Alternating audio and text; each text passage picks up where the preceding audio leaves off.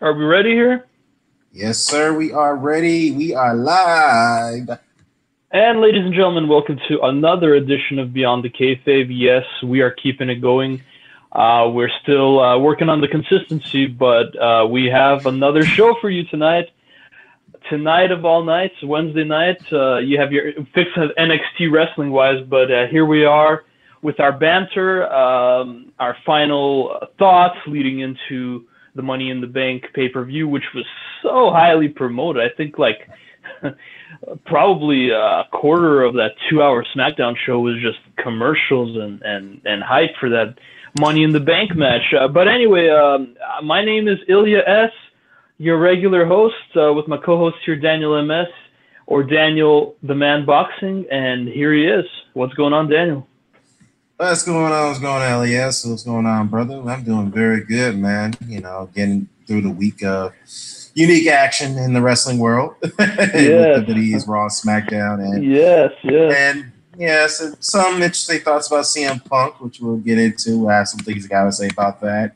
But other than that, I'm doing very well. I'm doing very well. Yes. Like you mentioned, consistency is the key word, and we are trying to be consistent here with our weekly podcast, and get some video uploads as well too. So yes, I'm Yeah, we're doing moving forward. fabulous. We're hopefully this eventually reaches a lot of ears because we know there's a lot of you wrestling fans out there, right? Yes, sir, it is. Um, so why don't you start us up, Daniel, with the CM Punk, the whole CM Punk debacle, because that's been quite an embarrassment over the last few days. Well, I'm not sure if that's an embarrassment. Let's just say it's a setback. I mean, that's my opinion, but it does look bad though. It Let's should not set him sugarcoat it. back into the wrestling business if he's smart. I Yeah, mean, I money don't. doesn't last forever, right? That's true. Those royalty checks would eventually dry up, eventually. But the fact is, if that's what he's going to rely on, then because he's made a big name in WWE, which is great. But in some cases, there are some things that are not going to last forever, especially with those royalty checks. That's Well, why I noticed that. my question for you is, But why when he says I'm never going back to wrestling, do you believe that? Because whoever said that in the past has never stuck to it. Even HBK Shawn Michaels is now saying that he's open to one more match when he retired almost 10 years ago now. man, look, the wrestling bug is gonna stay with those guys, man. I mean, look, the older they get, the more they're gonna be more anxious to get back in the ring. But truthfully, those guys let's be honest here, they're not. Their body's telling them something else. It's like, you know what? I would love to get back in the ring, but in my heart tells me that I can't do it because I just don't have the body. My body just can't go. I can't put my body through that distress anymore. They want to do it. It's just that will their bodies let them do it? Now, as far as CM Punk is concerned, Well, yeah, and I don't think that's quite the case with CM Punk. I mean, he is pushing 40, and maybe he doesn't have it for obviously he doesn't have it for MMA, but I think he could still he still has some wrestling years if he wants it. right? Yeah. If he wants to, yeah, I agree. I agree if he wants it, but I think, like you said, I think he just showing face right now. What I mean by that is that yes, he's probably bitter. I mean, I know that's a strong word about what's going on in the wrestling business, how he was treated. Of course, that's WWE, that's pro wrestling. Of course, when you make more money, there's more demand for you. He has to understand that. And the fact is that he didn't like the way he had to wrestle while being injured, while he's had several concussions, which I think that's really kind of got himself blackballed in a way. But the thing is though, I think he still wants to wrestle because I just don't see where he's going to go at this point. He's 0-2 right now in his MMA career. Like Joe Rogan said, is a nice guy, but he's just so untalented. Now, Well, I would so say the word. speaking of his MMA career, were you surprised by what happened? I mean, looking at how his first match went. No, I'm not surprised. I'm not surprised. Let's be honest. He he he doesn't have the natural physicality to compete with those guys. Let's be real. He doesn't have it. Okay. Yes, he's a drug feed guy. That's cool. He likes to do things, the right way. But sometimes, again, he just doesn't have the attributes to compete in MMA. He doesn't have it. He's a novice in a way, like Brock Lesnar once said, which was, I think it was a shoot somewhat of a shoot leading up to their SummerSlam match back in 2010, I believe, or 2011. That CM Punk is a novice. The guy, just because he takes a couple jiu-jitsu classes, that makes him an expert in shoot fighting. And who said that? Lesnar? Brock Lesnar. Yeah. Lesnar said it? Yeah, he said that at one of the it was not a shoot. It was a promo leading up to their SummerSlam match. But I did catch that. Lesnar did say that about him. He's like, just because a guy takes a couple classes doesn't make him legit. He's not legit. It was a wrestling promo, and I remember that SummerSlam where they faced each other, and Punk lasted a few more years in the business. He really got burnt out, though. I mean, if he had a schedule like Lesnar's, and of course he wasn't as big of a star as Lesnar at the time, but maybe he wouldn't have gotten so off-put by the wrestling business as he is now, or as he says he is. But yeah. Well, let's just be honest. Again, I think what really got him blackballed by the wrestling community to some degree is that he took the biggest company that he was employed for, the largest professional wrestling company. There's billions of dollars of wealth, very powerful conglomerate. He took him to court. He put him on blast and saying they will make you wrestle hurt when they know you're not supposed to be wrestling. It's gonna, they're gonna put you to a point that you may be in a vegetative state. And they didn't appreciate the fact that, Hunter and Stephanie, they didn't like the fact that the names were dragged into this mess. They did not like that at all. And of course, when you burn bridges particularly with those guys, particularly Stephanie McMahon, when you burn bridges with her, be rest assured your career may be over. And that's exactly what he did. Oh yeah. Oh, Randy Savage. Well, he got inducted eventually. So. Well, yeah, but I don't think that situation it had something to do with Stephanie herself. I think it had something more so to do with McMahon having a grudge. Yeah, I mean, it had something to do with Stephanie, but not the adult Stephanie that we know. Right. But I think I know we're getting thrown off a little bit, but the thing is that I just want to say this. I think some rumor went out that Vince was very bitter the how Randy Savage had left the company. He took away. I wonder where those came from. Yeah, the rumor mill is that he was the spokesman of Slim Jim. That was a very popular jerk beef brand back in the day. It's stacked into Slim Jim, right? Oh, so he took the sponsorship with him to WCW afterwards, I think. Right. He took the sponsorship with him, and of course, that kind of really that really crossed the line with Vince because WWF at the time were struggling, and they had financial troubles over the years, especially with the steroid scandal and the sexual abuse scandal, and of course having Randy Savage who was your moneymaker at the time, he wasn't wrestling, he was still a moneymaker. Believe it or not, he was still a moneymaker, and on the Slim Jim part of things, and of course when you lose that revenue. That was a big thing. That was a big thing that must have really upset Vince, among other things. But right, or maybe Randy did give a verbal commitment that he wasn't going to leave, and then next he just shows up on Raw. Not Raw, on WCW Saturday Night. I'm sure there was a lot of. Did you touch on that? Did you watch the documentary? I'm sure there was a lot of things that touched on it. I did not watch the documentary. I don't recall. Probably a few things. I don't. I'm sure. It's a WWE produced documentary. It's definitely not going to go in depth, but I believe it touched on some of that. Yes. Okay. Well, I'm gonna have to take a look at it because I don't recall. But I would say that. Yeah. No, I was going to say I think Randy Savage leaving the way he did, and him giving a verbal commitment to Vince probably that he would not leave. You take not only your name with you, your trademark with you, but also the other the Slim Jim brand with them too, the trademark. That other revenue stream with them that really burnt the bridge of Vince. It really and Vince didn't do too bad without it, but back to the subject at hand though, and to kind of wrap this up because. Everybody knows about this Punk debacle at this point. I think he's done with MMA in general. I don't know.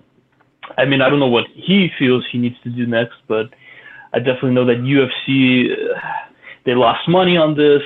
They were put into kind of a humiliating position because they promoted this on the main card, and the guy is not even amateur status, as you can see, and they didn't do very well in buys. The whole show was actually not that amazing in terms of star power. I mean, I enjoyed the action on it, but what I want to ask you is Lesnar. He was a natural athlete. He was a natural in football. I don't know. I guess he just kind of, it wasn't his passion, but I think he was good at it, right? And he did get into one of the NFL leagues. Then he naturally kind of transitioned into MMA, into UFC, and became a champion and became unbeatable for quite a time. And a force in MMA, a force in the UFC. Bobby Lashley too. He didn't do too bad as well. Even Batista had a few, I believe, MMA matches. What do you think is different with CM Punk? I mean, he did work hard. He did go through training. He does have sort of a kickboxing background pre-wrestling. So what do you think didn't click here? And do you think he could go to minor league MMA from this point and kind of build up his name from scratch a little bit? Again, I think it goes to natural ability. I just don't think he has the natural attributes or the physical strength to compete with those guys. See, it's Batista and Bobby Lashley. Well, you have to understand. Well, I'm not sure about Batista, but Bobby Lashley and Brock Lesnar already had great amateur backgrounds. Batista did have some matches. He did. Well, he did have matches, though. I know, but he was successful in those matches. But of course, he didn't. He chose not to continue that career. He decided to go, Hollywood route, which is, good for him. He's doing well there. Yeah, and he's aging, of course. Yeah, but but the fact is that he had like I said, it goes to the natural strengths and attributes.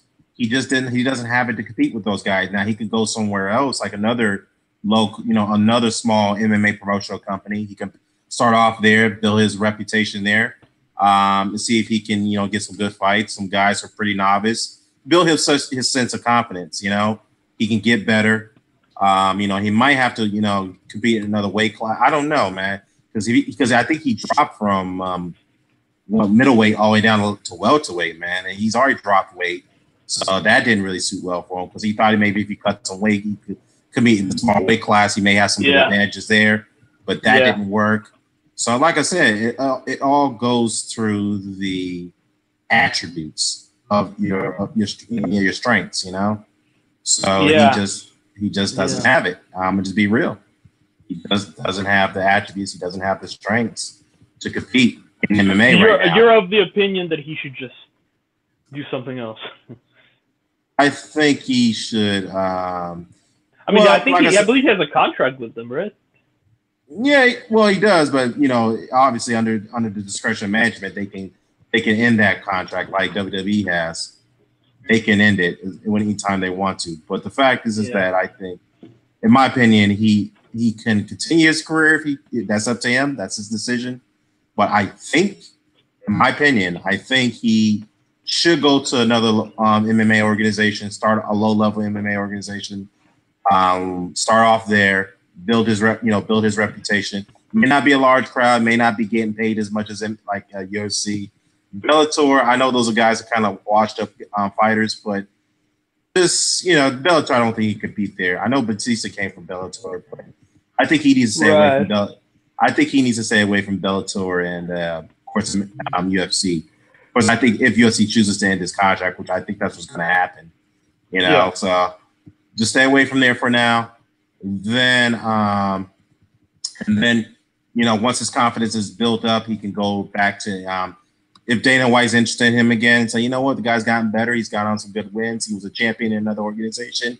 He's drawing over there. So why not take a risk of signing him again, Mm-hmm. He's gotten better. Calculated risks. But honestly, I don't see that happening either. The guy is already, he's pushing 40 already. That is true. He is getting up there. What is he? He's 41. No, he is 40. He's about 38. 38, 39, yeah. Yeah, he's born in 1979. So, you're right. That's good. So, I don't know, man. What do you know about the big show in Chicago? It's called All In. It's not WWE produced. Actually, some independent wrestlers named Cody Rhodes and the Young Bucks, you might have heard of them, are putting this thing together. What do you know about this thing? And of course, it's CM Punk's hometown. He says he's never going back to wrestling. It's kind of convenient that he's saying this now. Obviously, the guy's not going to tell you he's going to be there. If it's going to be a big surprise, that would ruin the big surprise.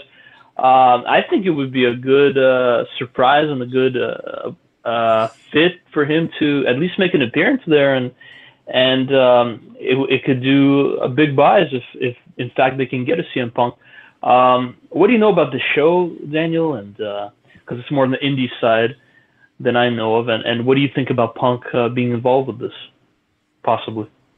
Oh man, that I don't know. I didn't hear anything. I did hear something about the Big Show putting up a indie show there in Illinois. Now, as far as Punk being involved, we may never know. I know, like I said, he has said he will never go back to the pro wrestling again. Usually, he is one of those guys. He'd stay true to his word, but you may never know. Now that his MMA career is in shambles, he may reconsider that thought, because he does need to have some other form of revenue stream somewhere. He can't rely on those royalty checks forever. So and I'm sure he's saved up over the years, but you're right. Still needs income from, and of course he's been making money from UFC. I'm pretty sure as well. Well, yeah, but that contract's going to be voided. Watch. Yeah. So whatever they're going to buy out, they're going to buy out the rest of his contract and just call it a day. He probably could just live off of that for a while, and then he's going to. That way, he don't have to panic about what his next move is going to be. I know he's going to spend time with his wife, AJ Lee, who's a fitness expert, by the way. You know, hey, congratulations to her. Yes. And yeah, we'll see if he makes a surprise appearance or no. But you know, like he said, when he left the WWE, he said he was more happier as an indie wrestler than he was with that company. So what does that tell you? So yeah, he tells a lot of horror stories, and of course, everybody's listened to this infamous podcast he did with Colt Cabana back when the year he left, and it was the topic of this trial that he won. So he had a good win that week, at least one. But obviously, if it was such a bad place to work, then all these superstars wouldn't be there. That's true. That is true. And I don't know, man. Colt Cabana, yeah, he's one of those guys that kind of. Speaking of one of those guys in the news, and this is a little piece of news, but I wanted to address this as well. Did you hear any of what Eric Bischoff was saying about Bret Hart and his new podcast, 83 Weeks with Eric Bischoff? That I did not know. What happened there? Well, they were just talking about it's kind of a podcast of 83 weeks where WCW was, of course, beating the WWE in the late 90s and all kinds of aspects of that. So they go into Dusty Rhodes, they go in depth about Chris Jericho, and I don't think this particular episode was about Bret Hart in specific, but he did touch on Bret, and basically he said something to the effect of, and I'm not quoting him here, but that Bret brought nothing creatively to his WCW run, and so his complaints that WCW did not know how to use a hitman, did not know how to book the hitman to be a star like WWF did, WWE did, like they didn't have the formula. Bishop kind of agreed with this, but he kind of his point was kind of that it wasn't the only thing that made Bret unsuccessful in his WCW tenure. It's because Bret was kind of disengaged with the business at that point. He had a bad taste in his mouth, obviously, from the Montreal screw job, and he was just there for a check, is what he insinuated. And at the same time, of course, showing respect to Bret and mentioning also that he respects the fact that Bret is one of the greatest technicians and one of the biggest names in wrestling. So Bret, he believe it or not, he went on a show and had a rebuttal to this. Do you want to read this, or should I? Yeah, go ahead and read that, because I definitely got something I got to say. So regarding Bischoff, Bret says he had zero ideas for wrestling. Hart said, "You could go in and give him ideas for wrestling. Put me with Booker. Put me with Chris Benoit. Put me with this guy. Put me with..." He always had a bullshit excuse why he couldn't do it. He always had some reason why. "Oh, we'd love to put you with him, but you can't do that because it's raining outside," or something. His logic was ridiculous. Hart also went on to say that he doesn't have a single good thing to say about Bischoff, which seems kind of obvious, since it's nice that he made a point to clarify that.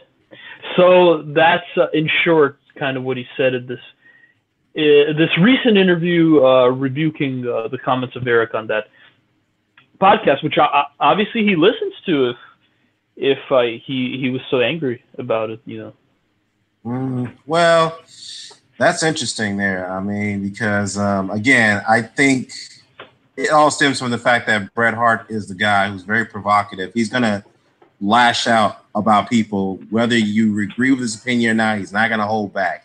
He's not one of those guys. And think about Bret. I respect Bret a lot. So is he a bitter old man, or he's always been like this, though, right? Well, he's always been a bitter dude. I don't think I call it bitterness. It's just him being who he is. He just can't. No, but it's just how he sounds. It's the way he sounds when he. This is the way he sounds. He sounds too he sounds condescending. He sounds ungrateful.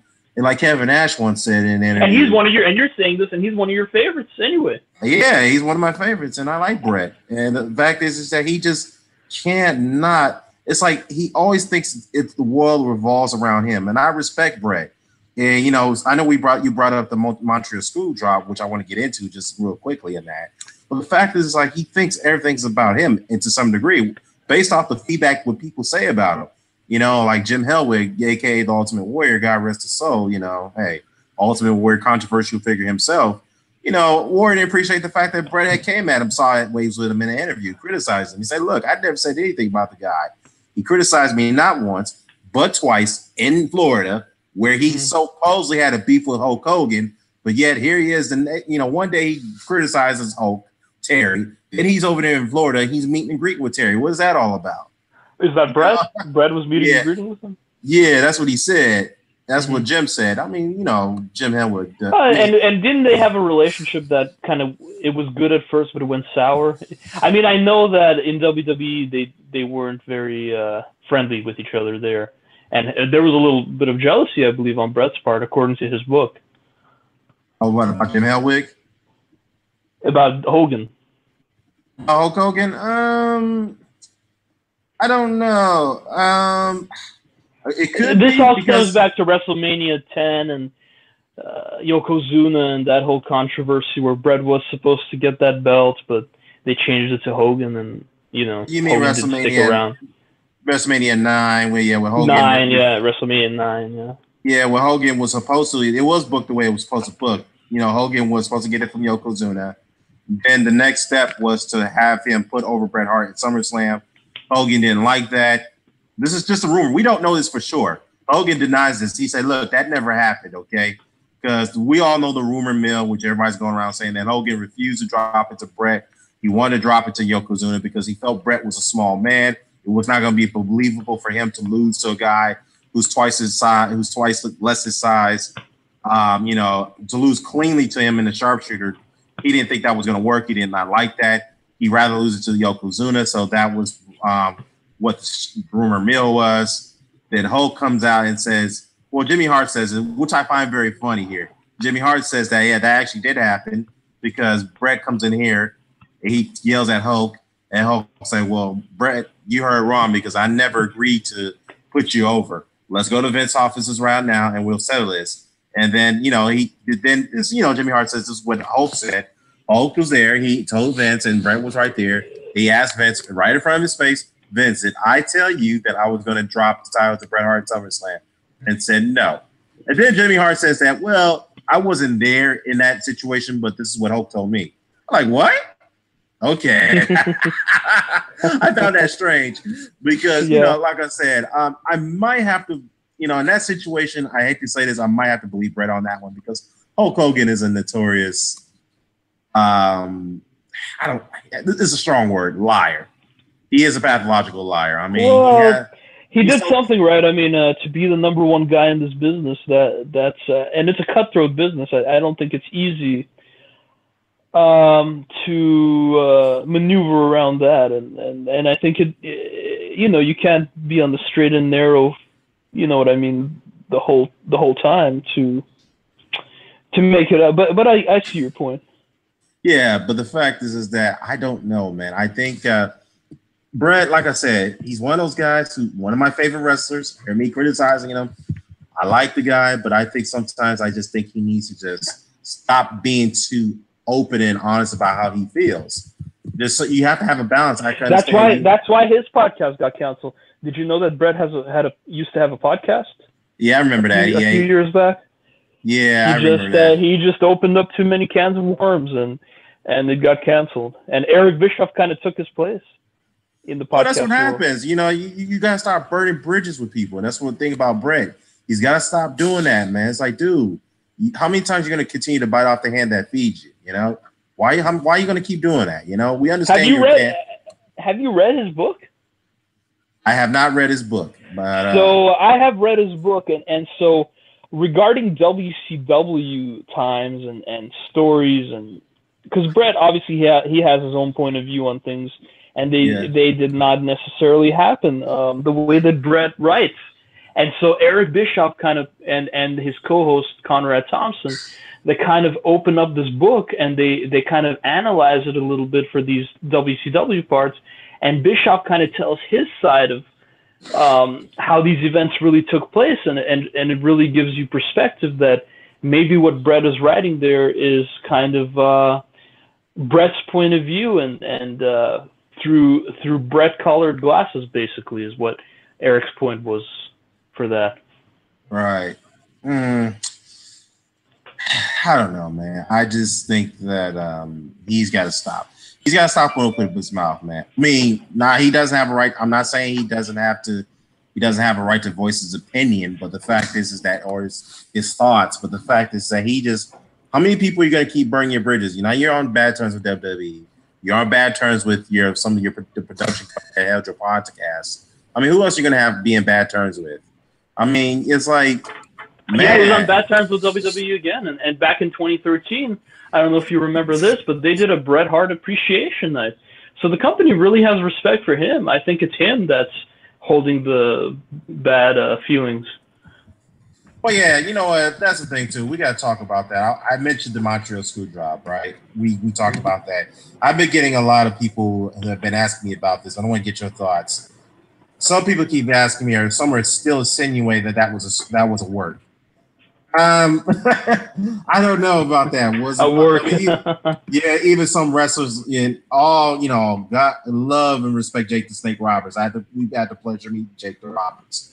Jake Roberts believed it was a shoot, not a shoot. It was a work, okay?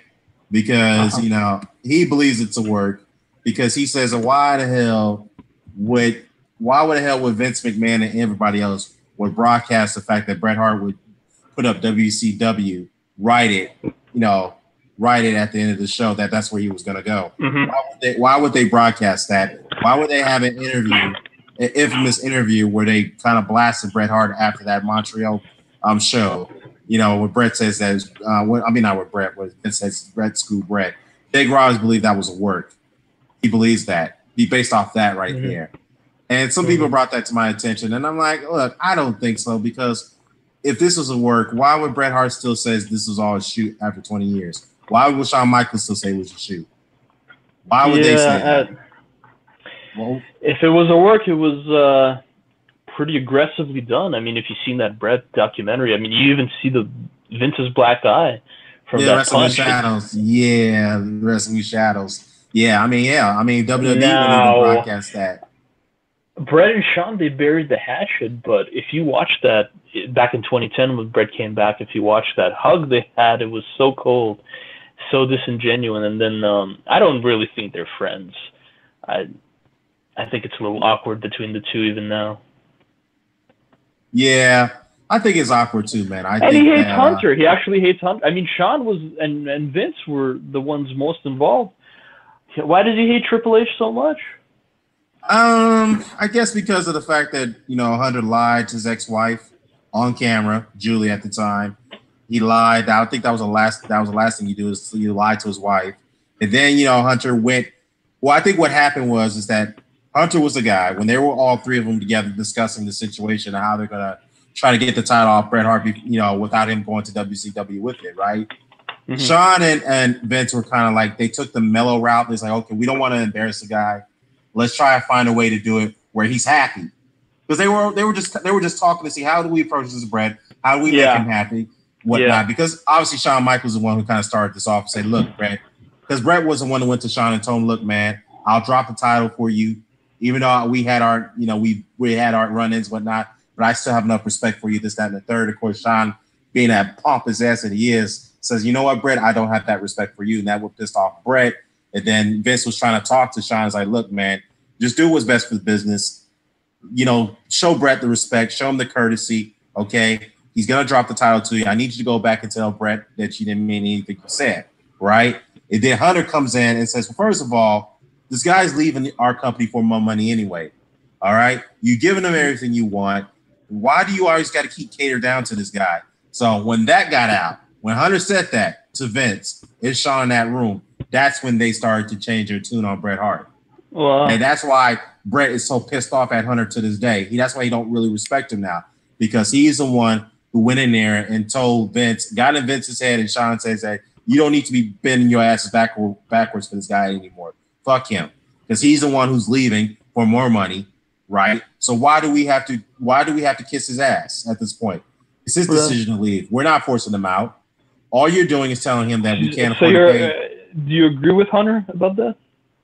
Not really. I don't. I just think that Hunter kind of crossed the line when he said that, in my opinion. I'm a Bret Hart fan, but I think Hunter should not have said that. I think he should have let Vince and Shawn handle it the way they should have handled it. Okay, let's give him some respect, even though you guys have some animosity. Let's give him the respect. It'll go back to Bret and say, I didn't mean anything I said. He'll drop the title. He'll do the right thing. Bret would have been on board, but Hunter was a guy who had to went in there and said, fuck Bret Hart. You guys do what you need to do to get that title off of him. If I were you guys, I wouldn't give him any more respect from that standpoint, because he's the one who's leaving the company for more money. Remember, this is what Hunter said. Remember, Vince, he was the guy who held you up the last time, remember? And you gave him that big contract to stay with the company, even though you couldn't afford it. And those kind of words, Wow. Yeah, and of course, now Bret's opinion of Hunter is that the guy has no wrestling talent, the guy has no ability, he's just a jacked up big guy that can't really work and all this. And of course, Bret doesn't even have a good opinion of Ric Flair. I mean, Flair is considered the best ever by some. Well, I think because Flair took a jab. Well, because Flair took a jab at Bret when he. Well, yeah, but you still got to be logical about these things. I mean, yeah. What I'm saying is, even if you criticize another wrestler, you gotta give them their props where they they're belonging, because I don't think that's completely true that Hunter can't work. Right, exactly. I think he can work, but I think that the bad blood between Bret and WWE all stems from that interview. That infamous interview. I'm not sure if you've seen his interview. It was actually an interview on Wrestle Talk, that based in the UK, where they sat down and interviewed with Bret Hart. It's on YouTube. You can take a look at it. Well, Bret never held back his opinions, but of course, WWE still welcomed him back with open arms for the Hall of Fame and for his short return. He even won the United States Championship at some point, but that's all in the past now, and at least he had that little run. And they seem to not be on such good terms anymore. But how about we talk a little bit about? You want to hit on some more current news, or you want to do some Raw and SmackDown and some Money in the Bank predictions and all this? Yeah, let's do that. Let's get into that. Why don't you go ahead and lead that off? We'll get into that right now. All right. Well, Raw has been, especially during those NBA finals, Raw's been struggling. It hasn't been such a great show in these past weeks, but this week I think Raw was a little bit stronger. I didn't like SmackDown that much, honestly, this week. I mean, they had some big matches on paper, such as Bryan versus Benjamin. And do you have the results in front of you? Such as Bryan versus Benjamin, Rusev versus Samoa Joe, and Hardy versus Nakamura. But they were just kind of throwaway matches. Like, these matches sound good on paper. They're like first time ever matches, and you would think that a Shelton Benjamin, a top class performer, you'd think they care a little bit more about him, but it was kind of just a throwaway to Daniel Bryan. It was short. They were all Hardy and Nakamura as well, Rusev and Joe. And another thing I noticed is they do these, like, when there's a commercial break, they do these like side promos for their pay-per-view. They promote Ronda Rousey on one side of the screen, and there's a small screen still showing the match on the bottom and on the bottom left hand. And during these promos, these wrestlers are like not doing much. Like because they know they're doing this for television. They're not doing this. They're not doing this anymore to make it seem like they want to win the match, or like they have a desire to win the match. It's kind of a little weak and it seems a little weak, and the same thing was happening on Raw. So I just wanted to ask you what you thought. There was a women's main event, which is all great. I have no problem with that, but if you use the women in the main event spot, I mean, I'm okay with Charlotte and Ronda Rousey, for example, at next year's WrestleMania in a prominent spot at one of the main events on the card. But gosh, the match was weak. The match was not good. I mean, I understand Asuka was involved and some other big female names, but come on, if you're gonna make this the main event of your SmackDown show, why at least don't make it a weak match? No, I guess I think it has something to do with the fact that Vince has a bit of a strict policy, a stringent policy, where the wrestlers they're kind of held back into their full ability. And one of the wrestlers has said something about this to their former wrestlers. One of the former wrestlers said something about this. It's like the WWE is very, very they've kind of been very stringent when it comes to concussions and injuries and stuff like that. Because I remember one year they were really, really, really slammed with injuries. And they had a lot of top guys who were out. I think it was 2012 or 2013. One of those years. They had a lot of guys who were out with the injuries, like John Cena, Randy Orton. I believe it was 2016. Yeah, 2016. A lot. They were plagued with injuries. And Vince was like, nah, forget this. We got to kind of hold back some of their ability because I know they're trying to please the fans, but they're my investment. I got to make sure my investments are healthy and they're safe to work. So I got to limit back some of their abilities. If they don't like it, then fine. I can get somebody else who's willing to do it, but I got to limit some of their ability. Because I got to continue to make money. I can't survive without my money makers. So that's a fact. But yeah, I think, again, they got the Money in Bank coming up. They want to reserve their health before the show. But the fact is that, in my opinion, I just think that, yeah, I think that's what it is. But I think sometimes you got to take some chances because fans do pay money to see these wrestlers do high risk moves. Don't limit them too much, in my opinion. Don't go ahead and just don't limit their ability. But then again, I'll be and so forth. That's just my take on it, man. Yeah, I mean, same thing with Ronda Rousey and Nia Jax. I mean, they're building this to be a big. I mean, it is. Ronda is a big name. They're putting her on this Money in the Bank pay-per-view, and it's bigger because of it. She has shot for the belt. And first of all, that was an awkward segment on Raw, but we'll get into this. We'll get into that a little bit later, but or in a minute. But I think this is going to end it can only end in one of a couple different ways, because I don't see Ronda walking out as the champion. It's too early. It's too soon, and we don't even know how ready she is, or how it's kind of like the CM Punk thing, right? And of course she performed a little bit more successfully than he has in her first outing at WrestleMania, but that was a tag match. She was protected there. So what I see there is somebody cashing in, maybe Asuka, maybe Charlotte, maybe Alexa. Alexa, she's been kind of underutilized in the past few weeks. Hasn't been really used so prominently. He's been losing. So I see it ending in a cash-in, or Stephanie McMahon. Like we've heard that there's that the next program they're going to be building for the next big pay-per-view, which is obviously SummerSlam in August, which is not too far away, is Stephanie Ronda. And I believe that match, that would be a good fit for SummerSlam if they're going to do WrestleMania with Charlotte, move Charlotte over. We don't know who's going to be heel, who's going to be face, Ronda or Charlotte. But if we have Stephanie, then it would make sense for for them to start off this angle by Stephanie interfering, costing Ronda the championship at Money in the Bank, and kicking off this feud. I mean, that makes sense to me.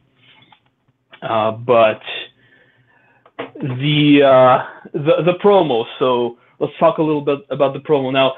If you remember, like previous promos, and of course you had Jonathan Coachman there to lead the way a little bit in the interview, but they had Stephanie. They had Stephanie in there to do the talking, kind of for Nia Jax, on the opposite side of Rousey, and you didn't have that this time, and so you felt the uncomfortableness of Ronda. Of that arm bar, she didn't look like she felt too comfortable doing it. And Nia's, she's an okay promo, but yet she hasn't been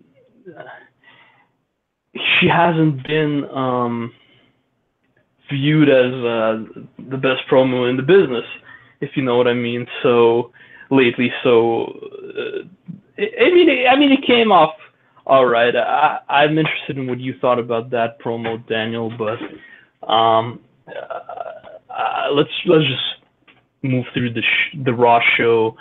Of course, Smackdown. We went over it real quick, but Raw was a little better. I mean, I wasn't a fan of the way they opened it, with everybody standing on the ladders in the beginning and making wisecracks to each other, and you had Braun Strowman, and he said, "I'm gonna make a promise," and then Kevin Owens said back to him, "It's not a promise to beat my ass, it's a threat," and it just came off so cheesy, because you could tell that these promos are so scripted and so cheesy and so just not off the cuff. Not, these guys aren't being themselves. Or when Seth Rollins came out to interrupt Elias, loving Elias, by the way, loving what he's doing. He gets a great response, even though he's a heel. He gets one of the loudest reactions. I think number 2 to Rousey, his reaction was so loud, and he really connects with the crowd in a way. I think that's a mega face waiting to happen. But the way Rollins came out, and you have no guts, you have fear, and why not say grow some balls instead of that? Why that's my point. Why hold back like that? So that was the segment with Rollins and Alliance, and just little things that they could do to make adjustments to the way wrestling used to be. I think it would bring more fans, and it would make Raw the ratings go up, it would give them more exposures. But now we know that they've been doing this kind of mind your manners type of thing in the promos to obviously appeal to families and to get that $1 billion Fox deal. So I guess it has its purpose. Yeah, you know what? That's what it is, man. We discussed this before. I think what it is that since there's no one to compete with them right now, the writers gonna do what the hell they want to do because they know they're still gonna have a big block of fans that's gonna be entertained one way or the other. Even though some people may not be entertained, but the fact is that me and you, we've been hardcore wrestling fans for a long time now. It's just that me personally, obviously, going back to the old Federation years, I'm like, dude, it's just like, what happened to the larger life characters? It's like people are more tuned into retro wrestling than today's programming to some degree. Let's be honest. And, back to, the Smackdown or Raw reviews, the go-home editions of the shows were very poor. There's no way of getting around it. They had some highlights, it had its moments, but it's turned to be a fucking, excuse my language, it's starting to be a fucking clown show for the most part, particularly on Raw, man. The way they have Bobby Lashley programming with fucking Sami Zayn. Let's talk about that. Yeah. I mean, honestly, it just. I mean, I was like, it dragged. I was like, can you get to this thing already? What do they call it? Obstacle course. Can you get to this already instead of going on and on and on? I think they're just going to move past this, hopefully, at Money in the Bank. But man, my question is, who the hell booked this to begin with? I mean, look, I've nothing against Sami Zayn. You could book it too. It could be unique. Story, but fucking, what kind of storyline is this? Who the hell are these writers, man? Where they come from? Do they understand? I believe, of course, you know who puts the final stamp on it, right? Vince McMahon. Ah, man, Vince just need to let it go, man. I mean, you can't. Your ideas are dried up, man. I guess, like I said, I don't think he really cares what people think at this point. He should focus on the XFL. Yeah, focus on that. Let Stephanie and let Hunter run the company. I mean, Shane, he could get his input in there too. But where's Shane been, by the way? I remember he recently had successful hernia surgery, but haven't heard or seen anything from him. Apparently, he's recovering in 2 big matches and going through a table with that injury, hernia. Jeez. I know that was terrible. Shane, I think Shane is still around. Obviously, he's not on camera. Healing, taking some time, getting ready to jump off another cell or something. Probably, I think chopping off those cells did him in, But to me, Shane is obviously he's behind the scenes now. He's not doing front camera work, so he's working on the tech side of things. Like Vince does a lot. He's behind the scenes doing the tech work. You know what a tech is, right? They make sure the lighting's correct during the course of the show, make sure the sound is right. Well, he does have a talent contract at this point. I don't think he's involved really with the way Stephanie is or something, but maybe he's not behind. No, he's an on-air character at this point, just an on-air talent. But you never know. He's part of the family. Oh, well, he's part of the family. He still has some input one way or the other of this thing.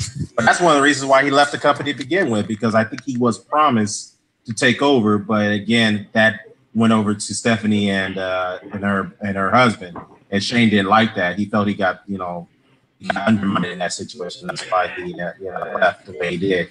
Yeah, and that's a whole discussion. That's we should do a Shane show, a Brett. We should do a show if we have some time. We should do a second show during the week about just one general topic, maybe a short one. That could be a good idea. Yeah, we could definitely do that. I'm definitely down for that. Just for a single topic. But Raw, strong points, I believe it was that women's match with Ember Moon involved, which was pretty strong to open the show. And I think the main event was even better than that, though. I enjoyed that main event. That main event was good. It was good. That was a good main event. And I think it was a stronger show than usual. Any more gripes you had about the show? Of course, this Bobby Lashley, I don't like. I know he can do better, and that's why I don't like it. That's why I'm disappointed, because he's built himself up not being in the WWE a lot better, and I feel like he sold out for the money at this point. Well, I think that's what it is. I think he's like in a Brock Lesnar situation. Like, look, I don't care what program. They didn't use Lesnar this goofily though.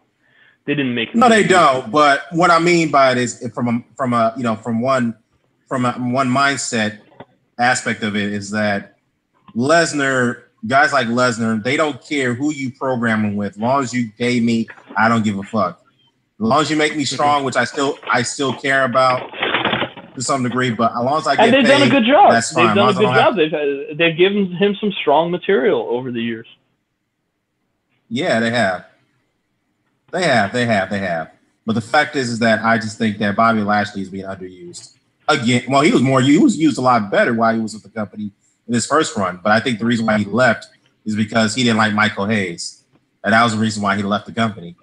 You know? Wasn't there some controversy with his wife or his girlfriend or the woman he was with? She was part of the roster as well. I forget. Crystal Marshall? Yeah. I think he left because of her.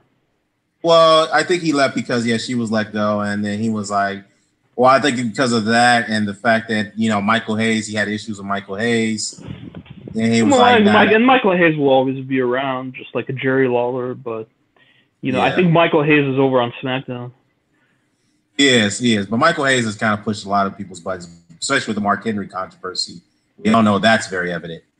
But, he like I said, Bobby had a better run. Obviously, we all agree he had a better run at that time compared to now. I don't know what the hell they're doing with him now. But like you said, hopefully they'll turn it around by the big couple of shows, Hopefully they do, but, they could do a lot better with the guy. You know what I mean? He deserves better, in my opinion. He deserves a lot better. What do you think about? Yeah. No, go ahead. Oh, go ahead about Bobby Lashley. I want to know. I just think that he needs. People want to see him program with Brock Lesnar. That's what people have been waiting for many years. Yeah. And I think Lesnar's really close to being out the door. I think he's going to lose that belt at SummerSlam. Honestly, that's the talk now. That it is a short-term deal. Yeah, I heard there's going to be Seth Rollins is going to be taking the belt off of him. That's the rumor mill. The next, we don't know what the next Lesnar match is, huh? No, we don't know. I mean, this is we don't know what the next program is going to be. Yeah, Lesnar did drop Rollins did drop the Lesnar name a few times, so it might be. You might be right, but Lashley is a good choice there. What did you think of Constable Corbin, by the way? What did you think of the new haircut? What does Raw really need two authority figures like that? And isn't it weird the guy goes from like not being on the show every week and jobbing and having this weird long hair with balding on the top to getting a haircut and being one of the authority figures? Have they given up on him as a monster and just made him Brad Maddox V2? I think I think there's a sign of him losing his push. They're giving up on him. I mean, I think it all goes to the fact that he still got heat, so they're still punishing him more. So he's obviously a trooper. I mean, cutting off that long hair and going completely bald. Obviously, Vince asked him to do that. Well, yeah, if he's being a trooper, that's the only thing he can do if he wants to keep his job. I mean, he's going to have to take this heat. He's going to have to take this punishment for a while. Kind of like what Hunter had to go through for a couple of years, from 96 up to 98. Well, let's say up to 97 for a whole year. Let's be fair, a whole year. He had to go through that and punishment for a whole year. So, and then Who? Hunter, Triple H. Oh, right. Well, yeah. But he did some wrong. Oh, so you're saying it's because of wrongdoing? Yeah, wrongdoing. Exactly. That's my whole point. I think it's more so than wrongdoing. So speaking of wrongdoing, I might forget this later, but just going on a side note, Jeff Hardy pled guilty this past Monday for DUI charges, and he's still wrestling. He's still U.S. champion. Still, they didn't take any action. Didn't take any action against him for that. But at least he's being responsible and taking responsibility for the things he's done. Because he hasn't stopped doing stuff into his 40s. Oh man, I don't know, man. Jeff Hardy. Well, I mean, I've given up on Jeff. I mean, There's going to be a documentary about Jeff and Matt this coming Sunday after the pay-per-view, because both guys at some point were just people were fearing for their deaths a few years back. I mean, they seemingly turned it around, but it seems like Jeff is still getting into trouble. Well, I don't think Jeff was near that stage, but I know Matt was. He was. Oh yeah, Jeff came out drunk at a TNA pay-per-view, and they couldn't even. You remember that, right? I remember that one. That was very awkward to watch, painful to watch. But yeah, I remember that. The fact is that I think, yeah, you know what? Maybe Jeff was probably on that stage, but I know Matt was. He was very close to that stage, very close. With the suicidal thoughts, his erratic behavior. Yeah, that right there. He was worrying a lot of people, and I'm glad he turned it around. He turned his life around. He's being more revered than ever. He's not winning a title, but still, though, he's changed his life around. And but like I said, going back to Jeff's thing, man. I mean, look, WWE not taking action against him. Okay, so be it. But I wouldn't be surprised if they let him go again. I would not be surprised. I mean, he's doing so well. He's always been doing well before he got let go. I mean, right now, and the match with Shinsuke was not good. I'll tell you that. No, it's not. It's not what it could have been. They obviously they're holding back for something in the future. But yeah, going back to Raw, man. Any other thoughts? And what did you think of this Ronda Nia segment? What do you think of this match coming up in Money in the Bank? And I felt it was a little awkward. It was. The whole the promo on both sides actually, because Nia is not an orator. She's not much of an orator extraordinaire. No, she's not good on the mic. Let's not get it twisted. But Ronda's pretty good. She's gotten better with her mic skills. I mean, she's a natural. She's starting to become a bit natural now. Give her that. Ronda's better, but still awkward. It's still an awkward moment. Yeah, that was a bit awkward as she put the armbar on her. But to me, that's an indication that she's going to lose that match. I can't see how they're going to give her the title right away. That just makes no sense. If they do that, they're giving away too much already. They should wait until WrestleMania. Let her have her moment. That would be perfect right there. I can't see how they could give her the title right now. I mean, I think Stephanie's going to interfere. There's going to be some type of interference by someone. Yeah, and I talked about all that. There's only a few different ways that this thing can go down on Sunday, and it's not going to be with a clean finish. No, it's not going to be a clean finish. Absolutely not. It's going to be either Stephanie interference or it could be Natalya interfering. Because I know they're buddies right now. Natalya probably can't stand her because remember, Natalya interfered with Nikki Bella's matches, and they had that beef because of envy. So it could be the same thing, same angle, Yeah. So, but yeah, like I said, I expect her to lose. I don't think she's gonna get the belt. I just can't see how they're gonna give her the belt right away. I just cannot see it. Speaking of, I just wanted to mention something else too. Is that what you call it? I was gonna bring something up. What was it I was gonna bring up? But anyways, yeah, I expect Money in the Bank. As far Money as in the Bank, let's talk about Money in the Bank. What did you think about these? Anything else about these two shows? And your thoughts on? I think that Miz ladder match segment. So Miz was the referee. Oh, that was awkward. That backstage segment with Paige. Now, I don't understand that. Like, you know what I mean? Yeah. Miz kind of, at first, she kind of didn't want to let him be the ref. But then she just said yes. It just didn't make much sense if you watch it back.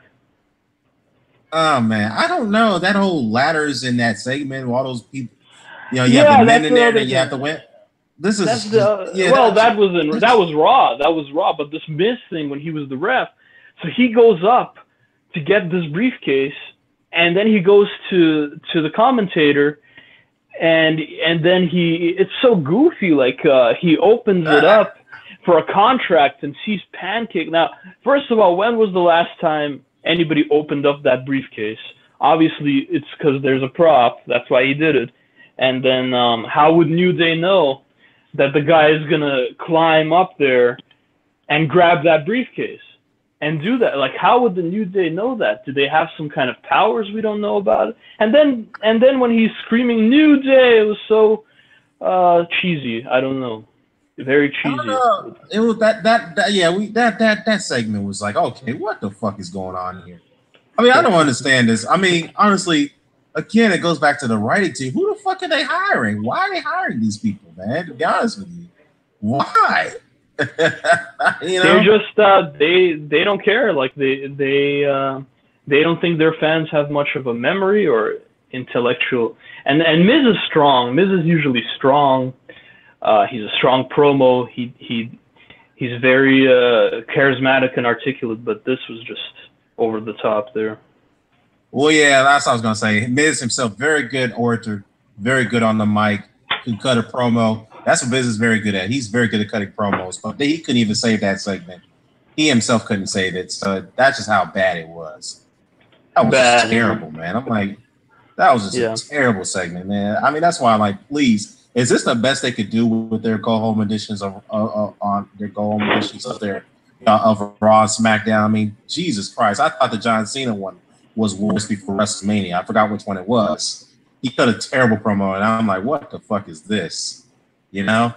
But it is what it is. Yeah. But yeah, as far as Money in the Bank is concerned, yeah, and we really went in depth on it last week, but let's just quickly, Let's just quickly get into it. On the men's side, I know they got 10 of them up there. I already know the names. I don't want to go into all of them, but I think if anybody's going to stand out, maybe Seth Rollins is going to be the guy who's going to win it.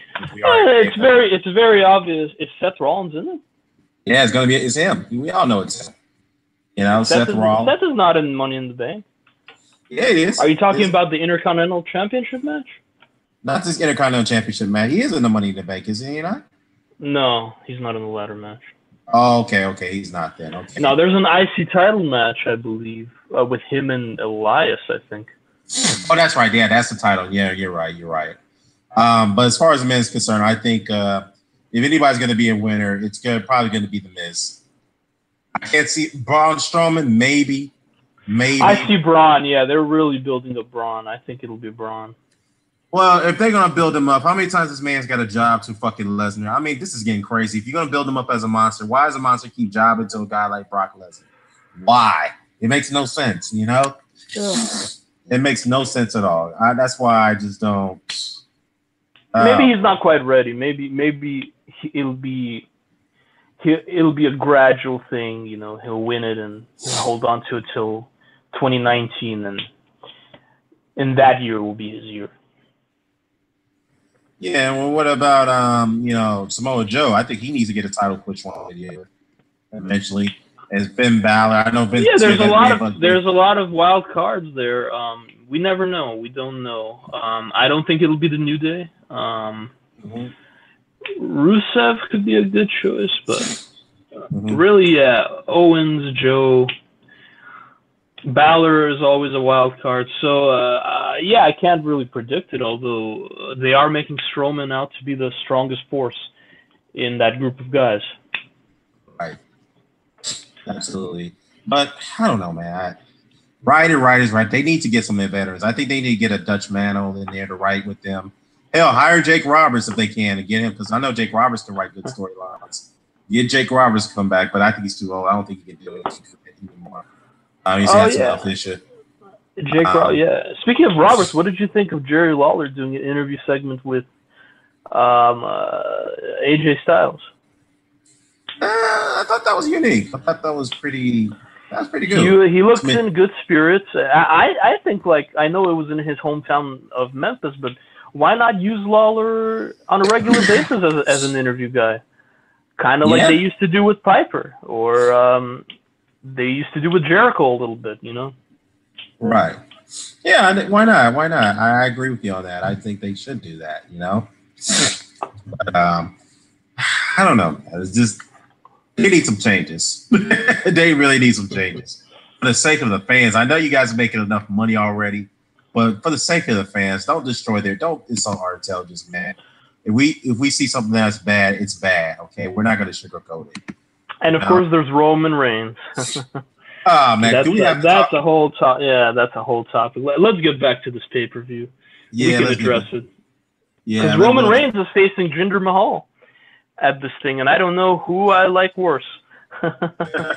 Well, I think I'll tolerate Jinder Mahal because he's better at a heel that people can't stand him. He makes more sense. And as far as Roman Reigns being a face and people still can't stand the motherfucker like John Cena, excuse my language. It's like, dude, give it up. I mean, people are sick and tired of this dude. Why do we, I don't know. Why do you guys got to keep shoving him down our throats, That's the question. But I don't know, man. I think they need to get over that shit. It'll be an all right match. The fans will boo both guys out of the building, and I don't see amazing work rate from either of these guys. It'll be okay. Yeah. Well, I hope so. Man. I hope so. Well, I hope everything does turn out the way they should. But speaking of that, I want to talk about one more thing. Chris Jericho being the IWP G champion. I know. Jericho said in an interview that he's never going to wrestle for New Japan in the U.S. So I guess when I go to San Francisco to see NJPW, he's not going to be there. Why? What's going on? He's devoting more time into Japan now. What's the deal? No, he did an interview and he did win their title, and I still haven't seen that match, but apparently it was a pretty crazy entrance he did. He changed up his style again a little bit.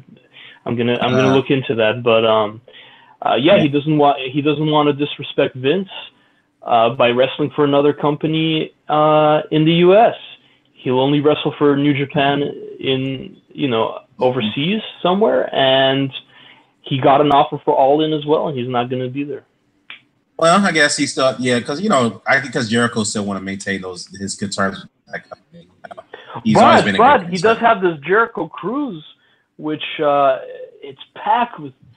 Are you going to that, by the way? It's packed with all kinds of names and matches, and Omega's going to be there. I don't know about that. I might, but we'll check and see. But I might check it out, but I don't know. But Jericho, speaking of his look, he's no longer wearing those other tights anymore. He's wearing his old tights, like kind of like his old way he first introduced himself with. I think that's just for New Japan, though. I think. But he's got his foot in so many different fires. I'm surprised that Vince kind of doesn't mind this because he kind of, I guess Jericho's earned it because he kind of wants his talent to be exclusive to him. Right. Well, I think, but that's probably what it is. But, obviously Jericho is terribly out of shape. I mean, obviously he's pushing. Think about it. He's doing this cruise. Is he 50 already? He's about to be. He's 48 years old, so he's going to turn. He's going to turn 50 too. He's doing this cruise. He's doing this rock and roll. He's doing wrestling in Japan. He's making spot appearances in WWE. It seems like he's speeding up. If anything, he's not slowing down in his age because he's got a podcast. I mean, he's just doing more stuff than ever. I mean, a few years back, when he would leave WWE, he'd be kind of off the radar. He'd do a little bit of Dancing with the Stars, and he'd make a surprise comeback. But that would be his wrestling involvement. Do you see this style of kind of self promotion and kind of distancing from the company, but still being kind of part of the company, if that makes sense? Do you see this as something other guys are going to start doing? Or is this just because Jericho's pretty unique? I think because Jericho's a unique figure. I think that's what it is. I think because he's one of the few wrestlers who actually seems to be on good terms with Vince. And Vince always seems to give his blessing because Jericho's one of those guys who's dedicated to him. He's done it. All his promotional tours. He's been out with the team. He's one of those reliable sources, as you want to call it. He's one of those few guys who's very reliable. He's always a team player. He'll put guys over when they ask him to put them over. He doesn't really argue against it. So he's very easy to work with. I comparative would be Lesnar, the only one I can compare because he's done UFC and been in. I mean, he's obviously a much bigger money draw than Jericho, but it's comparable. Yeah. It's comparable, but I think that that's probably why he's able to do what he's doing now. He has the flexibility to do what he wants, and Vince gives him this blessing to do it. So I think that's what it is. But yeah, I mean, him, he's the IWPG champ. But I know Kenny Omega is the heavyweight champion now. Kenny Omega, congratulations to him. But other than that, yeah, is Jericho? I still think Omega's going to end up in WWE eventually. He has. Yeah, they're going to have to sign. Yeah, they're going to have to sign him. I agree. They're going to have to sign him eventually. And I mean, the thing is that if they're going to sign him, they're going to have to push him very hard. He needs a big push. He needs a big push. He's one of the best workers out there. He's one of the best guys out there. I agree. He is one of the best. And, that's why I felt that WWE kind of dropped the ball when they let him go, when they released him. So, well, obviously he's very happy. He's making, he's in Japan right now. He's a star.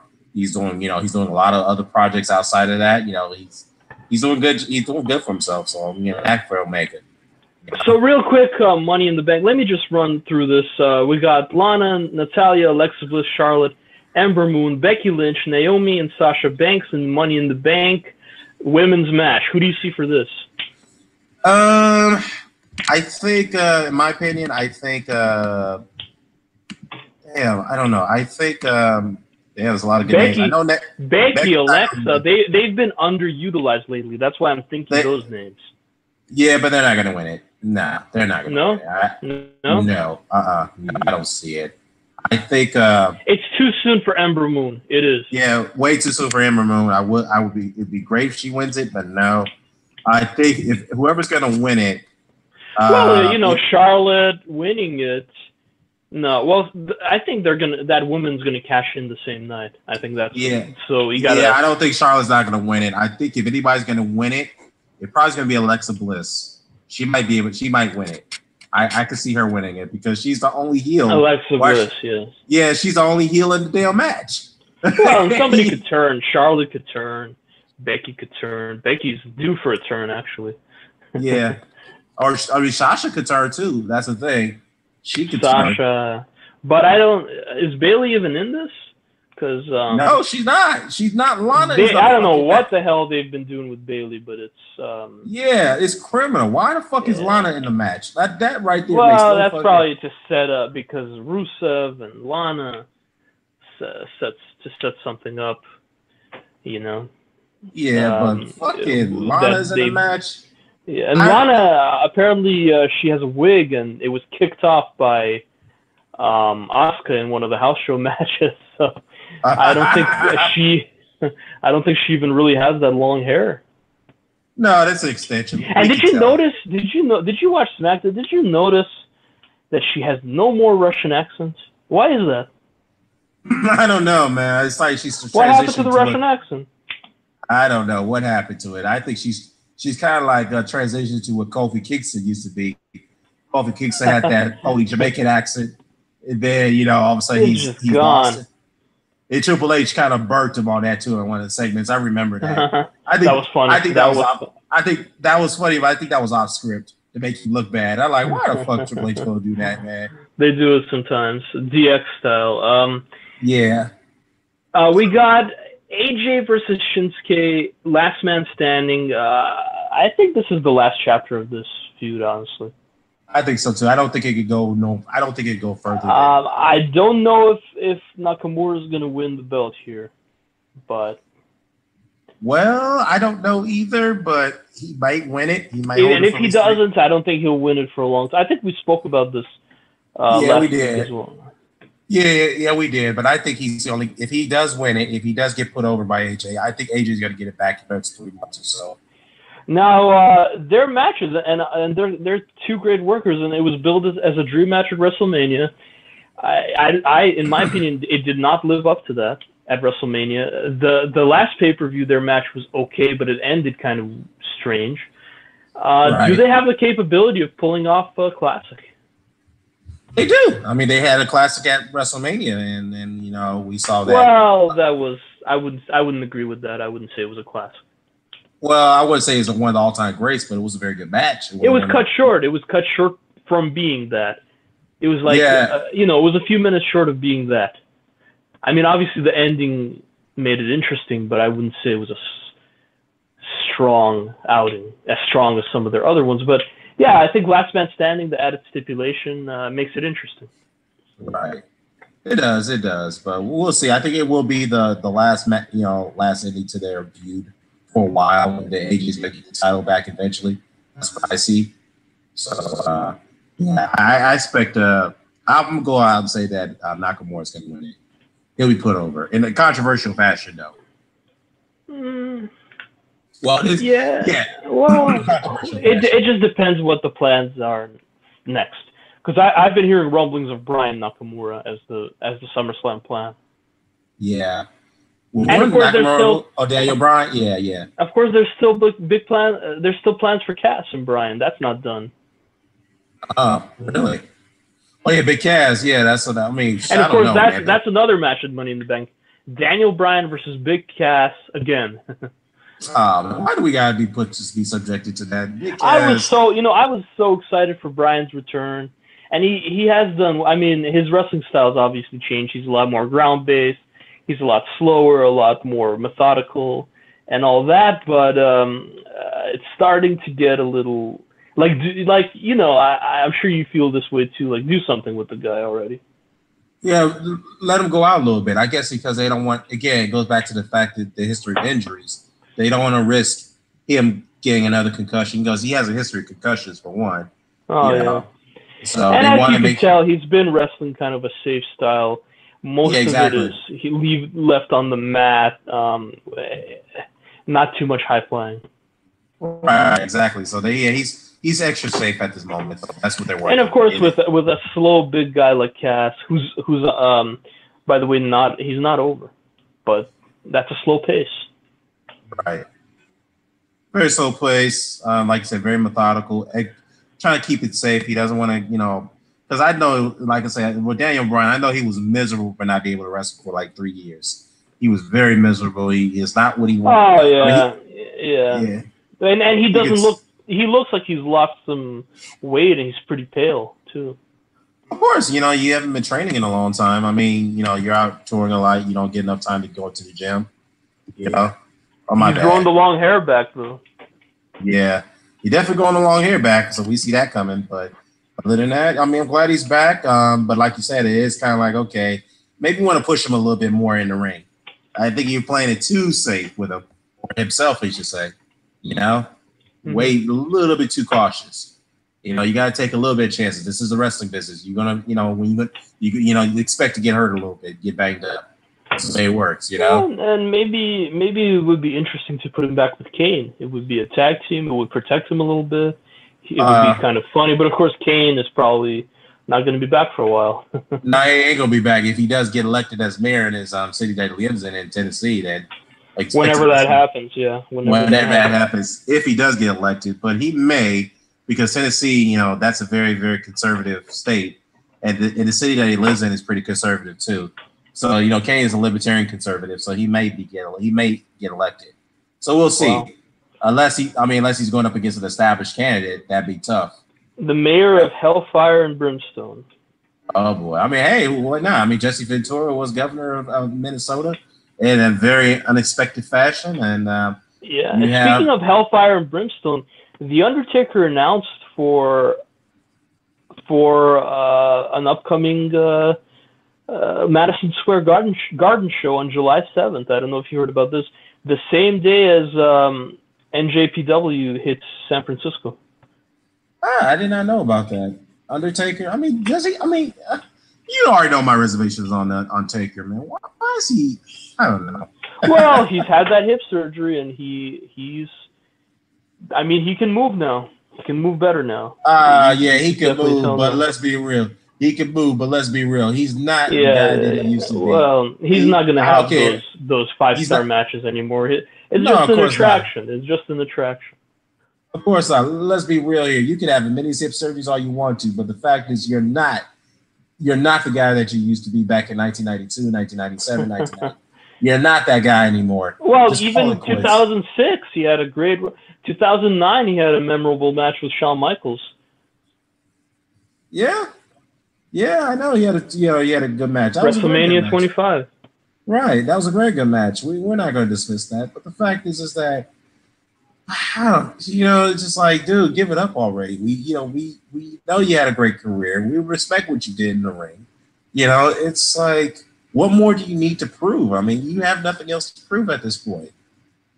Just retire, for God's sake. The more, to me. And don't you think, though? Did you think that he retired last year at WrestleMania? But the thing is, don't you think that if The Undertaker, everything he's contributed to that company, don't you think they'd make it a big deal and you'd know about it? They'd make some sort of big thing about it if he did actually retire. I think when when he's done, he'll let us know. What, how much more does he need to prove? How far could he go? Because if he keeps going the way he's going, he might not be able to walk. There's guys who, let's be honest, he can barely walk right now. Look at Hulk Hogan. The guy can barely walk. Hulk Hogan. Speaking of him, he's saying that he's in talks and they're moving quite quickly with WWE. I believe that, but the fact is that, I don't know. It remains to be seen, huh? It remains to be seen, but like I said, I just think that the way he's going at this point, he's not gonna be able to walk again. Well, I think he's gonna be at Survivor Series. I think he's gonna show up a few times this year. He's feeling a lot better, according to him. I did notice that he's moving a lot better. Well, he can say that all he wants to, but that man still looks bad in the ring. I'm sorry. Well, let's just be honest. He's not what he used to be. Well, remember Paul Heyman's motto: hide the weaknesses. Well, how long you get away with that? Because Ric Flair looked terrible when he wrestled into his 60s. Terrible. Yeah. He shouldn't have done that. Come on. Yeah, like I said, it's just like, again, it goes back to your health, man. Again, I'm sure his wife Michelle's telling him this. I know he's probably not listening to her. I just think that the way you're going, you're not going to be able to walk again. I'm sorry, you may be subjected to a wheelchair. I'm not trying to be funny, but this is real. This is real life here. This is realistic. This is serious stuff. Yeah, new hip. I think Big Show got a new hip too. Speaking of Big Show, what's up with him? He showed up with these kids. Is he just an ambassador now, or what? I don't know. I haven't kept up with Show lately, man. Those Special Olympics kids, he showed up on Raw with them, and he just did a speech out of character. Well, obviously, I know he signed a new agreement, but he's not gonna, he's not gonna be a full-time anymore. He can't do it anymore. He can still perform, but he's not a full. He can't perform full time, And thank goodness. Oh yeah, I'm sure he'll come back eventually, but he hasn't. Yeah. He hasn't in a while. Yeah, he hasn't in a while. Yeah, he hasn't in a while. Yeah, it's been a while. Yeah. Well, it is what it is. Well, it looks like, I guess we're gonna have to wrap this up, brother. Yeah, let's just let's talk about Money in the Bank real quick. We got before we go, we got Carmella versus Asuka. Who do you see there?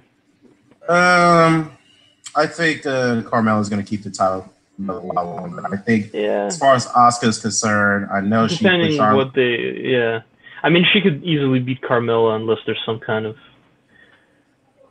something, Well, I just can't see. I know it has to be some. I just can't see her beating Asuka cleanly. I just can't see it. If she does, I'll be very shocked. But hey, we were shocked that she beat Charlotte cleanly, so we'll see. How about Nia Jax versus Ronda Rousey? We already talked about that. We already talked about that. But Ronda's not gonna. Nia's not gonna win that match cleanly. I just don't see it. Lashley versus Zayn. Lashley squash match. Yeah, for sure. Seth Rollins versus Elias for the IC belt. I think Rollins is gonna win it. If he doesn't win it, maybe Elias. Rollins is on a roll. Rollins is on a roll. It might be a DQ with a guitar shot, though. Who knows? Yeah. Well, Bryan versus Big Cass. Daniel Bryan. Yeah. Again, huh? I see Cass at least winning one of these. No. Not on the main show. Not on one of the pay-per-view shows now. No. And there's a pre-show, Bludgeon Brothers versus the Good Brothers, which is Gallows and Anderson. The Bludgeon Brothers, I expected to squash because they've been squashing all their opponents lately. So man, what are they doing with Cesaro, Sheamus, and Gallows and Anderson? They were featured on Raw, and now I don't even see them on SmackDown. I guess Brian T just ran out of ideas for them, man. I don't know. It's just again, you need. It's because they don't have enough time on the show for them. Yeah, they don't have enough. Yeah, they don't have enough time slot for them. But Vince is not a fan of tag team wrestling. Well, we all knew that. I mean, this was just one of my points that he needs to just step aside, man. Let Stephanie and Runner run the show. I mean, look, you're over 70 years old. You're about to be pushing 80 pretty soon. I mean, how far can you go? He's not quite pushing 80, but. Well, he's 76 years old, so he's. No, he's not 76. He's 72. 72. Mm-hmm. Yeah. So yeah, what do we have for next week before we get out of here? Next week, we got Money in the Bank coming up, so we'll definitely have to do maybe we'll do a post reaction to that show. A review, of course we will. Yes. Yeah, we'll definitely do that. Of course, we got that. They got the Raw, the Raw show all after that. Then I think the next pay-per-view we can cover. Well, if the matches do get announced as Fastlane, that's before SummerSlam. So we'll see. We're heading to SummerSlam. It's already summer. It's already the road to SummerSlam. Believe it or not. Yeah, we're almost closing. We're already half of the year, half into 2016 already, and that was quick. Yeah, very quick. Yes, and of course, ladies and gentlemen, hit up the chat if you have any questions. We're on YouTube, and you know all about it, Daniel. Why don't you explain that? Yes, guys. Of course, on the live stream, you guys can chime in at live. You can post your questions in the chat. We'll interact with you live, and we can have a little debate in the chat as well if you like. So it's all open forum with us. So that we will be doing that eventually. So yeah. Yes. So okay. So my name is Ilya S. It was a pleasure tonight coming back for the show, and we hope to catch you guys next week. Yes, sir, indeed. We will be back definitely, guys. So we are out. Peace. All right, guys. Enjoy Money in the Bank. Enjoy. Bye-bye.